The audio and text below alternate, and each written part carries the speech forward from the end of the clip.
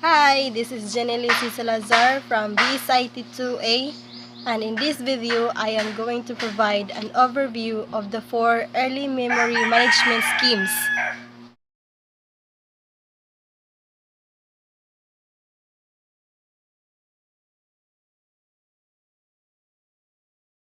Which are the number 1, single user contiguous scheme, number 2, fixed partitions, number 3, dynamic partitions, and lastly, number 4, relocatable dynamic partitions. And now I am going to discuss the 4 early memory management schemes. Let us start with number 1, single user contiguous scheme.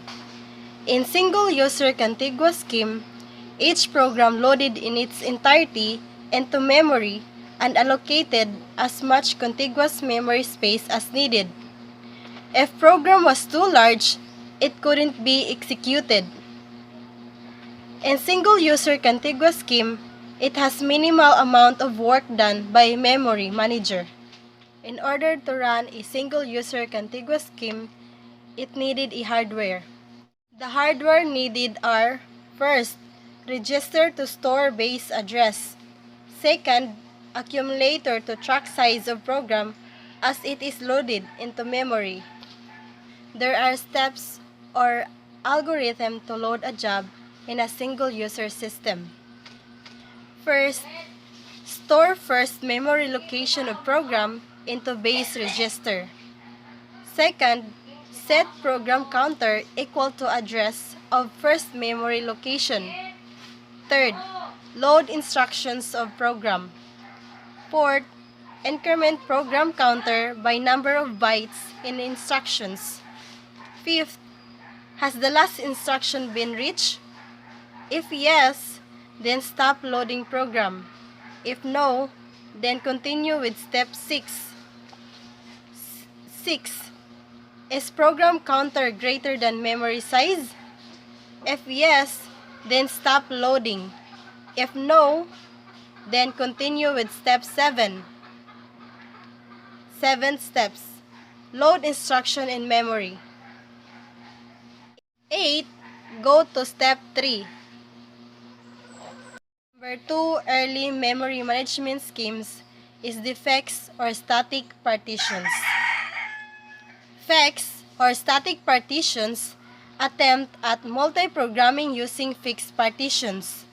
It means one partition for each job. The size of partition designated by reconfiguring the system. Partitions can't be too small or too large. In fixed or static partitions, it is critical to protect jobs' memory space. The entire program stored contiguously in memory during entire execution.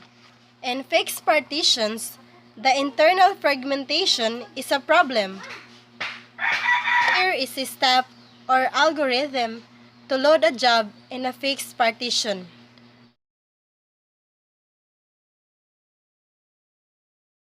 The third early memory management schemes is the dynamic partitions.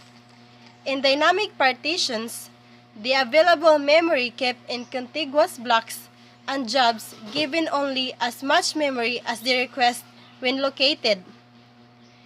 It improves memory use over fixed partitions. The performance deteriorates as new jobs enter the system, means the fragments of free memory are created between blocks of allocated memory or external fragmentation.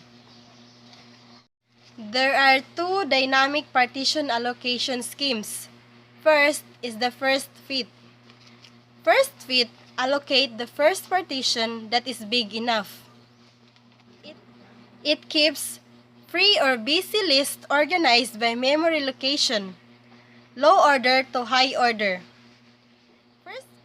First fit is faster in making the allocation. The second dynamic partition allocation schemes is the best fit. Best fit allocate the smallest partition that is big enough. It keeps free or busy list ordered by size, smallest to largest. Best fit produces the smallest leftover partition, and it makes best use of memory. To further understand the two dynamic partition allocation schemes, here is a comparison. Best fit is more complex algorithm. It searches the entire table before allocating the memory. It results in a smaller or free space sliver, while in first fit, it increases memory use. The memory allocation takes more time, and it reduces internal fragmentation. The fourth early memory management schemes is the relocatable dynamic partitions, where memory manager relocates programs to gather all empty blocks and compact them to make one memory block. The memory compaction, like garbage collection or defragmentation, performed by OS to reclaim fragmented sections of memory space. The memory manager optimizes use of memory and improves throughput by compacting and relocating. Here is the compaction steps. First, relocate every program and memory so they're contiguous. Second, adjust every address and every reference to an address within each program to account for programs, new location, and memory. Third, it must leave alone all other values within the program. Example, data values. Here are the program and memory during compaction and relocation. 1. Free list and busy list are updated. Means, free list shows partition for new block of memory. And it means, busy list shows new locations for all relocated jobs.